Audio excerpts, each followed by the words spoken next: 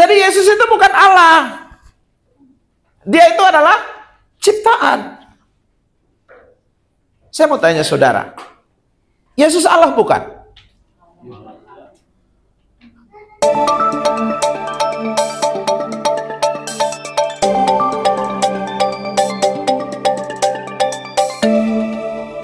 Oke, baik.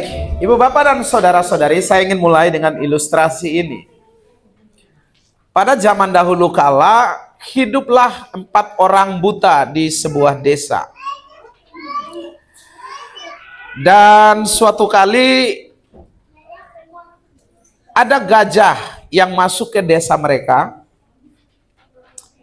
Dan ke-4 orang buta ini penasaran dan mereka pengen tahu seperti apa gajah itu.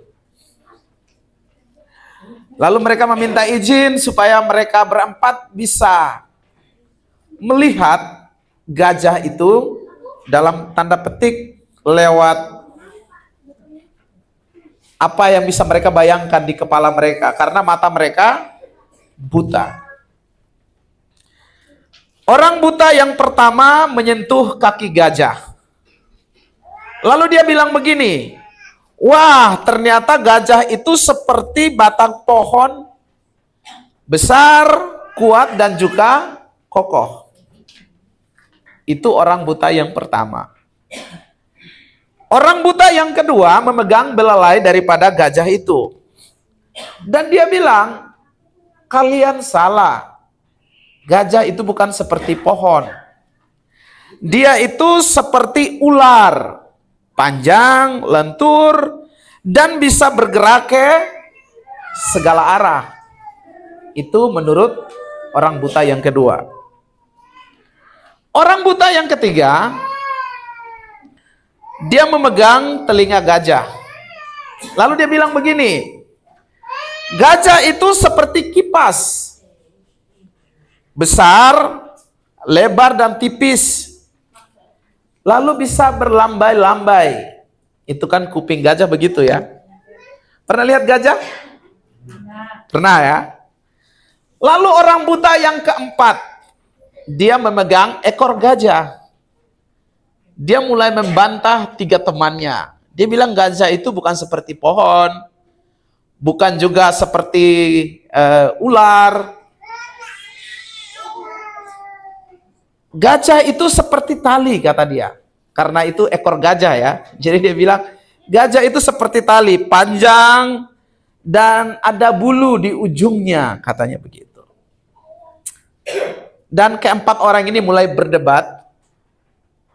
Antara yang pertama, yang kedua, ketiga, dan yang keempat. Mereka merasa gajah versi mereka lah yang paling benar. Menurut Bapak Ibu, kira-kira dari ke-4 orang ini, yang mana yang benar? Yang pertama, yang kedua, yang ketiga, atau yang keempat? Atau semua benar? Gimana? Ibu bapak dan saudara-saudari, dari ke-4 orang ini kita mengerti bahwa kebenaran itu tergantung kepada perspektif siapa. Salah tidak yang pertama itu mengatakan gajah itu seperti batang kayu karena dia pegang kakinya? Tidak salah. Karena sejauh itulah pemahaman dia. Salah tidak gajah itu seperti ular karena dia pegang belalai daripada gajah itu? Tidak salah. Sejauh itulah pemahaman dia soal gajah.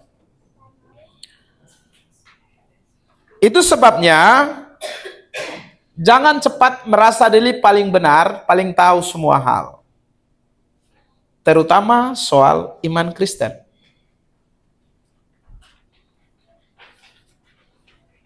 Belum tentu apa yang kita menganggap sebagai kebenaran itu bisa jadi cuma sebagian. Karena tidak utuh.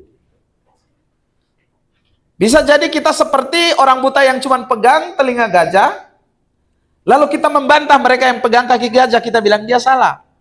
Rupanya gajah bukan cuma punya telinga. Dia punya apa? kaki juga. Itu sebabnya kita membutuhkan sudut pandang orang lain. Kalau bicara soal kekristenan, kita butuh sudut pandang daripada para pemimpin rohani, ketua sel, saudara-saudara seiman, yang kita merasa pengetahuan mereka perlu untuk kita dengarkan. Supaya pengetahuan kita tidak hanya sebatas kepada satu bagian saja. Dan yang terpenting di sini adalah kerendahan hati untuk mau mendengarkan orang lain. Saya rasa yang pegang ekor gajah tidak akan berdebat dengan yang pegang telinga gajah kalau dia mau rendah hati dan dia dengar bahwa rupanya gajah bukan cuma ekor. Sampai di sini bisa dimengerti dengan baik? Amin. Oke, saya harap ini merupakan pembuka yang bagus untuk menghantarkan kita kepada materi yang cukup padat dan memang tidak mudah untuk dicerna. Makanya kemarin Bapak Gembala bilang, bisa nggak kita baginya per bagian? Saya bilang, nah itu pergumulan saya. Supaya tidak dikebut di dalam satu malam. Karena ini kita belajar di bangku teologi pun tidak dalam satu pelajaran selesai. Harus berkali-kali. Bahkan saya sampai untuk bisa mengerti tidak banyak. Setelah keluar dari kampus pun masih cari buku untuk baca lagi. Untuk memahami topik yang akan kita bicarakan ini. Nah, Bapak, Ibu, dan saudara-saudari, tujuan daripada materi kita malam ini ada dua sebetulnya, yang kalau Bapak Ibu baca di chat yang di-broadcast oleh Bapak Gembala ke grup, termasuk ke saya, dikatakan agar jemaat memiliki pemahaman yang tepat tentang apa? Allah Tritunggal. Dan bukan cuma punya pemahaman, tetapi bisa menjelaskan kepada orang yang bertanya. Nah, maka dari itu saya akan berusaha untuk bagaimana topik yang cukup berat ini disederhanakan semampu saya, agar Bapak Ibu bisa mudah mencernanya dengan baik, supaya juga bisa apa? Menjelaskannya. Saya akan berusaha untuk menghindari bahasa-bahasa teologi yang sangat tinggi. Saya coba pakai bahasa-bahasa yang ya paling tidak mereka tukang sayur pun bisa mengerti lah. Jadi kalau bahasanya tidak teologi banget, bukan karena saya nggak mau pakai, tapi mempertimbangkan tidak semua kita familiar dengan kata-kata itu. Akan dilewati dalam dua sesi. Yang pertama kita akan mendalami apa itu Allah Tritunggal. Kemudian dilanjutkan dengan dasar Alkitab tentang Allah Tritunggal. Lalu masuk dalam sejarah asal-usul Allah Tritunggal. Lalu dilanjutkan dengan kesalahpahaman tentang Allah Tritunggal. Setelah itu kita rehat 5 menit. Lalu masuk ke dalam diskusi kelompok. Setelah selesai, baru ada ruang tanya jawab. Jadi kita akan lalui dalam 2 sesi itu. Yang siap mau belajar katakan amin. Oke, mari kita mulai perlahan-lahan. Apa itu Allah Tritunggal? Allah Tritunggal itu adalah satu hakikat yang ilahi. Di dalam hakikat yang ilahi itu terdapat juga 3 pribadi yang berbeda.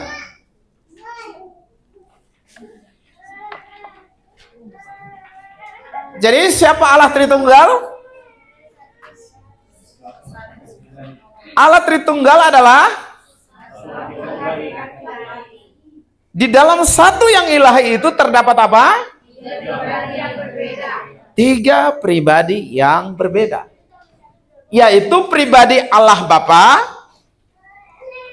pribadi Allah Anak, dan juga pribadi Roh Kudus.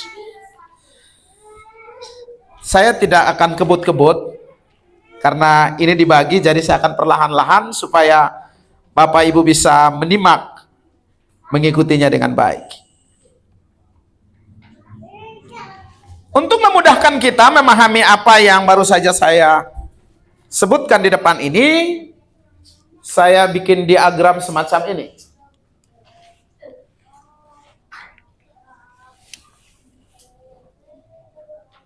Di tulisan materinya ada. Jadi Bapa itu bukan anak, tapi Bapa adalah Allah. Anak bukan Bapa, tapi anak adalah Allah. Sebaliknya Bapa bukan Roh Kudus.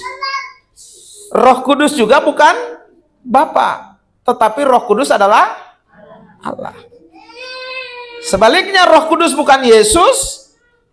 Yesus juga bukan Roh Kudus. Tetapi mereka adalah Allah.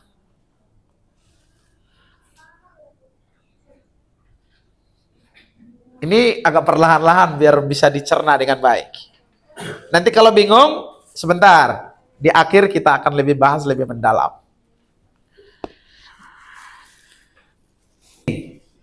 Semua ilustrasi ini sebetulnya tidak valid untuk menjelaskan siapa itu Allah Tritunggal. Seperti yang pernah saya singgung waktu siapa bertanya kemarin? Nggak datang ya? Oh, kuliah, it's okay. Dan saya jawab bahwa kita ini ciptaan. Tidak mungkin kita bisa memahami pencipta kita. Kalau kita bisa pahami dia dengan benar, ya berarti dia bukan Tuhan. Karena kita bisa mengerti dia dengan 100%. Kita ini hanya pahami dia sejauh apa? Dia menyatakan dirinya. Sejauh yang kita jangkau tentang dia. Masih ingat 4 orang gajah tadi? Masih? Masih. Si buta pertama cuman pegang apa? Kakinya. Karena apa dia bilang gajah itu kayak kaki? Sejauh itulah dia pahami. Apakah dia salah? Tidak. Gajah memang punya kaki.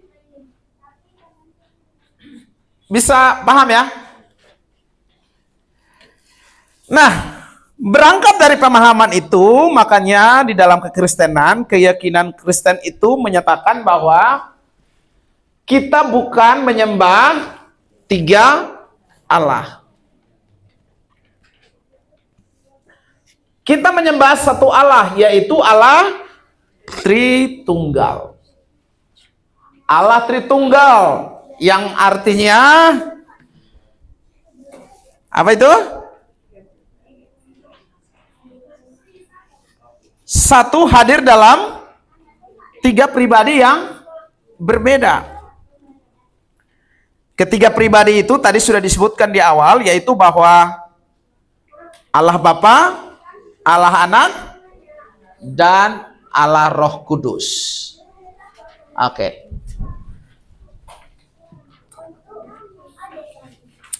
Saya duga nanti sebentar bakalan ada yang tanya, apakah Trinitas sama Tritunggal itu beda atau sama? Iya kan? Ada Trinitas juga kan? Pernah dengar itu? Ya nanti daripada nanti saudara tanya, mendingan saya langsung aja, supaya nanti sebentar tidak ditanya lagi.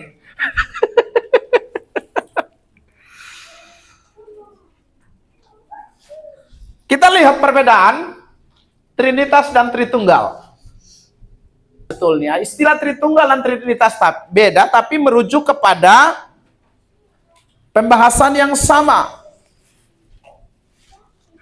Yang membedakan mereka hanyalah bahasa. Jadi Tritunggal dan Trinitas beda atau sama? Sama dalam pengertiannya. Beda dalam bahasanya. Tritunggal adalah kata dalam bahasa Indonesia. Tri berarti 3, tunggal 1. Jadi Tritunggal artinya 3 dalam 1. 3 itu adalah 3 pribadi Allah Bapa, Allah Anak, dan Allah Roh Kudus. 1 itu adalah apa? Allah. Saya ulang. 3 itu adalah apa? Pribadi Bapa. Yang 1 itu adalah Allah. Trinitas. Itu berasal dari bahasa Latin, yaitu trinus, yang artinya 3, dan unitas atau unity dalam bahasa Inggris, yaitu kesatuan. Jadi trinitas artinya 3 yang 1.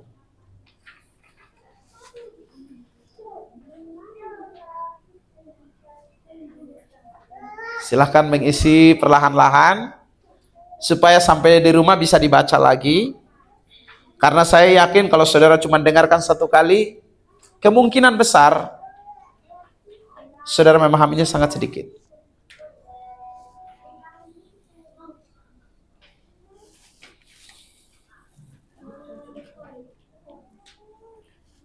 Jadi kedua kata Tritunggal dan Trinitas ini digunakan untuk menjelaskan konsep bahwa Allah itu adalah 1, namun dalam 3 pribadi, yaitu Allah Bapa, Allah Anak, dan Allah Roh Kudus.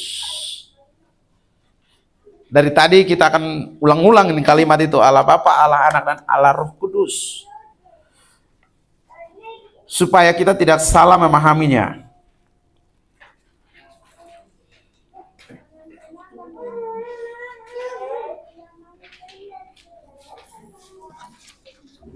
Kita lanjut ke bagian yang berikut, yaitu dasar Alkitab. Di dalam Perjanjian Lama, misalnya ayat yang munculkan itu Kejadian 1 ayat 26 atau Ulangan pasal 6 ayat 4. Karena waktu kita tidak banyak, saya hanya membaca beberapa ayat saja. Nanti di rumah Bapak Ibu boleh lanjut buka beberapa catatan ayat yang sudah kita munculkan di depan. Misalnya Kejadian 1 ayat 26 dikatakan, berfirmanlah Allah, baiklah kita menjadikan manusia menurut gambar dan rupa kita. Yang 1 tadi, Allah ada di situ. Kata kita itu merujuk kepada 3 pribadi tadi, yaitu Bapa, Anak, dan Roh Kudus. Di dalam Perjanjian Baru, misalnya di dalam Matius 28 atau juga Korintus 13 ayat 13. Matius mencatat demikian. Karena itu, pergilah, jadikanlah semua bangsa muridku dan baptislah mereka dalam nama Bapa dan Anak dan Roh Kudus. Ini 3 pribadi yang berbeda. Ada Bapa, ada Anak, ada Roh Kudus.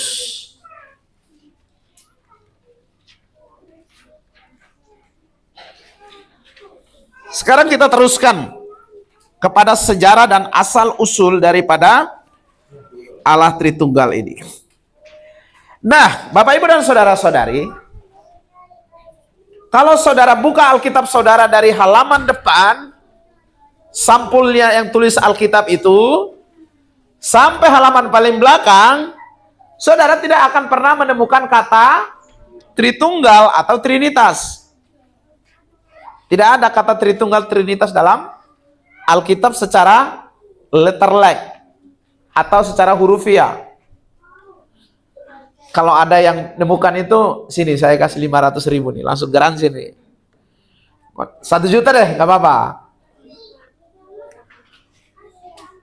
Tidak ada di dalam Alkitab secara hurufiah, katanya langsung Tritunggal Trinitas itu muncul secara tulisan, nggak ada.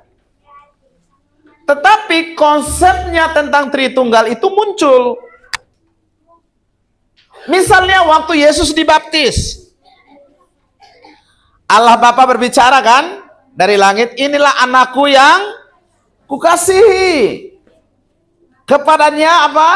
Aku berkenan. Yang ngomong itu siapa? Pribadi Bapa. Yang sedang baptis siapa? Pribadi Yesus.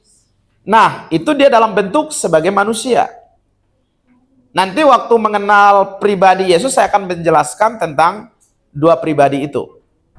Yesus itu Allah, tetapi juga manusia. Dan malam ini topiknya belum sampai ke situ. Lalu Roh Kudus dalam bentuk seperti apa? Burung merpati. Tahu kan cerita Yesus dibaptis itu? Habis baterai ya?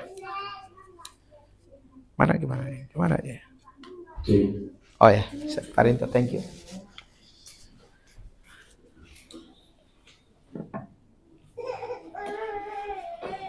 Bisa baca di dalam Matius 3 ayat 16 dan 17. Atau misalkan dalam amanat agung yang baru saja kita baca tadi. Muncul bahwa baptislah mereka dalam nama Bapa, Bapa, Anak, dan Roh Kudus. Jadi sekali lagi memang kata Trinitas atau Tritunggal tidak muncul di dalam Alkitab. Tetapi penjelasan atau konsep tentang Tritunggal dan Trinitas itu muncul.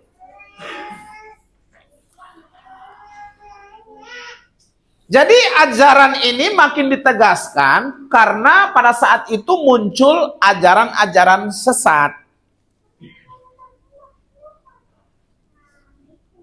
Sebelum tiba pada kita hari ini, sebetulnya Bapak Ibu dan saudara-saudari, doktrin, dogma kekristenan itu sudah mulai ditentang dari zaman dulu. Zaman rasul-rasul, setelah rasul-rasul masuk kepada bapak-bapak gereja. Bagi yang belum paham apa itu dimaksud bapak gereja, nanti deh kita akan lihat. Cuman saya petik saja, pada zaman dulu perdebatan soal Allah Tritunggal itu sudah ada.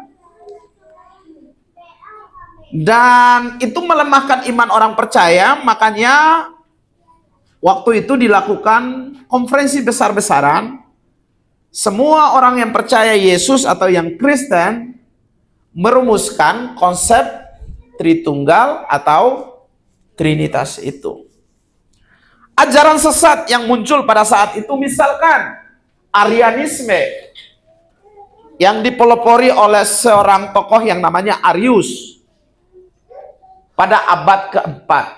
Arius mengajarkan bahwa Yesus diciptakan dan Yesus bukan Allah sejati. Jadi Yesus itu bukan Allah. Dia itu adalah ciptaan. Itu pandangan Arius. Saya mau tanya saudara, Yesus Allah bukan?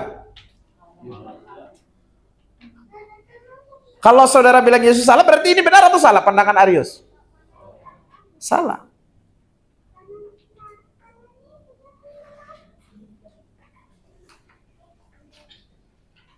Jadi pada waktu itu gereja menolak pemahaman Arius dan melalui konsili Nisia pada tahun 325 Masehi dan dilanjutkan tentang konsili Konstantinopel pada tahun 381 Masehi yang akhirnya menegaskan bahwa Allah itu satu dalam esensi atau hakikat yang ilahi tadi, tiga dalam pribadi, yaitu Bapa, Anak, dan Roh Kudus.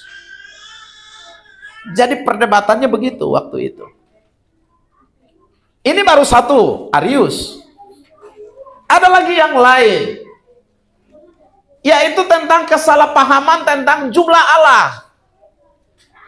Tritunggal itu mereka bilang 3 Allah. Padahal tadi di awal kita sudah dengar bahwa Tritunggal bukan 3 Allah, tapi 1 Allah dalam 3 pribadi.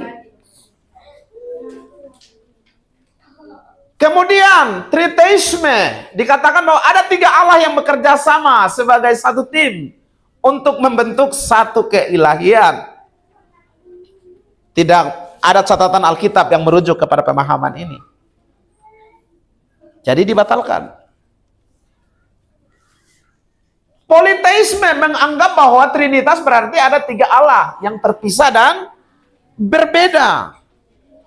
Padahal di dalam Ulangan pasal 6 ayat 4 dikatakan Tuhan itu Esa, satu.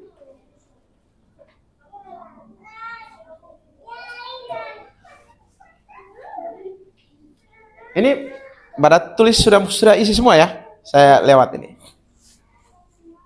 Kemudian kesalahpahaman tentang hubungan antara Allah Bapa, Allah Anak dan Allah Roh Kudus. Paham modalisme, dia mengatakan satu Allah yang berubah-ubah bentuk. Sehingga mereka mengatakan, oh dulu Allah itu jadi Bapa, lalu berubah jadi Yesus, dan juga jadi Roh Kudus. Itu pandangan modalisme. Padahal di dalam Matius 28 ayat 19 tadi tidak disebutkan itu. Dia menyebutkan 3 pribadi yang berbeda, yaitu dalam nama Bapa, Anak, dan Roh Kudus. Kalau Yesus berubah wujud, berarti ayat yang tadi yang nggak salah, salah berarti.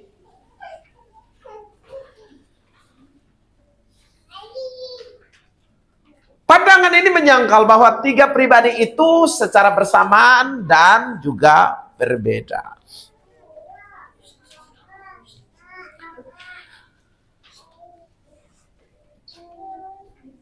Arianisme. Yesus Kristus diciptakan oleh Bapa. Ini tadi sudah disebutkan di awal. Ini saya kutip ulang lagi. Sebetulnya yang ini sama yang pertama tadi sama. Arius juga orangnya. Jadi ini menganggap bahwa Yesus lebih rendah, intinya itu. Seperti yang saudara dengar dari beberapa kepercayaan yang lain mengatakan bahwa Yesus itu ciptaan atau dia lebih standarnya di bawah dari Tuhan, dari Allah. Dan Roh Kudus itu bukan Allah. Itu pandangan dari Arius atau Arianisme ini. Ada yang di sini namanya Arius? Ada ya? Atau ada yang pengen nanti punya anak kasih nama Arius?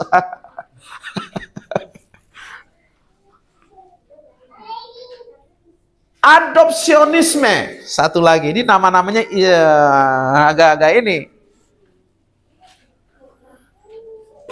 Dia mengatakan bahwa Yesus adalah manusia biasa yang diadopsi oleh Tuhan. Berangkat dari pemahaman di Matius 3, 16 dan 17 tadi. Setelah Yesus baptis kan ada suara dari langit tuh. Inilah anakku yang kukasihi.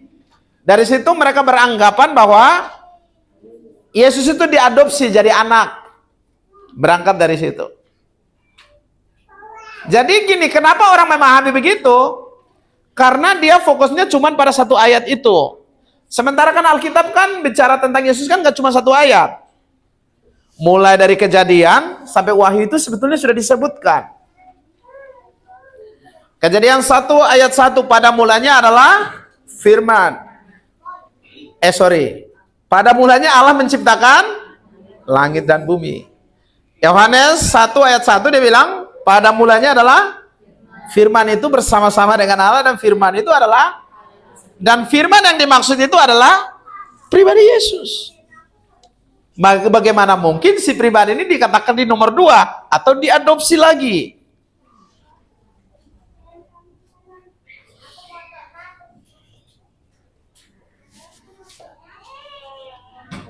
Oke. Kita stop dulu sampai di situ. Sekarang ambil waktu rehat. Setelah itu nanti akan kembali dengan beberapa pertanyaan yang udah ada di slide saudara. Baru sebelumnya nanti sesudah itu akan buka ruang tanya jawab. Jadi saya kemarin dipesan untuk kita berbagi-bagi partnya, jadi nggak begitu padat. Dan lebih bagus berdiskusi juga lebih enak karena lebih banyak obrol gitu. Oke, ambil waktu rehat. Yang mau ke toilet silahkan. Yang mau minum dulu boleh istirahat. Coffee break 5 menit.